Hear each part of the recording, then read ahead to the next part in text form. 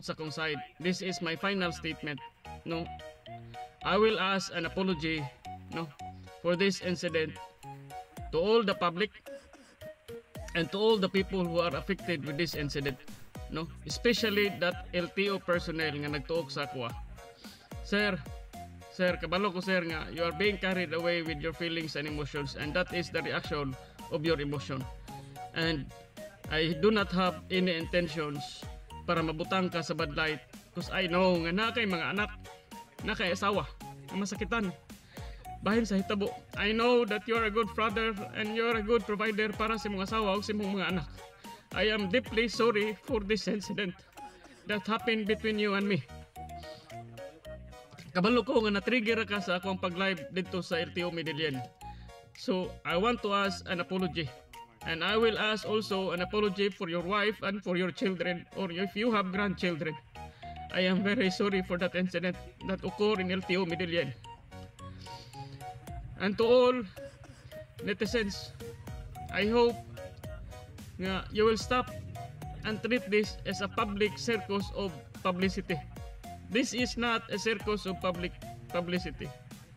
This is very important matters for us all to know. The legal impediments nga itong atubangon kung naatay mga sakyanan o naatay mga motor o na magdagan ta sa kadalanan. And to the LTO Region 7, especially sa ilang direktor, wakay ko kaila sa imo sir, I am very sorry for this incident that happened between you and your personnel and your LTO personnel who is operating in Northern Cebu. And I will let the public know I will not file any legal actions with that LTO personnel nga nagtuok sa kuha. I want this to stop now. I am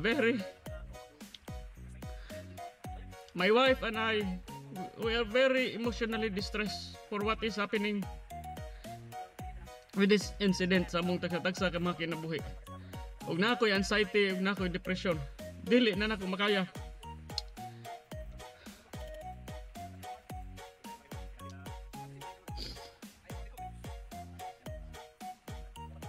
So I will look forward for the safety and the welfare of my children and my wife and for myself, no, to Attorney Jurel sa brigada.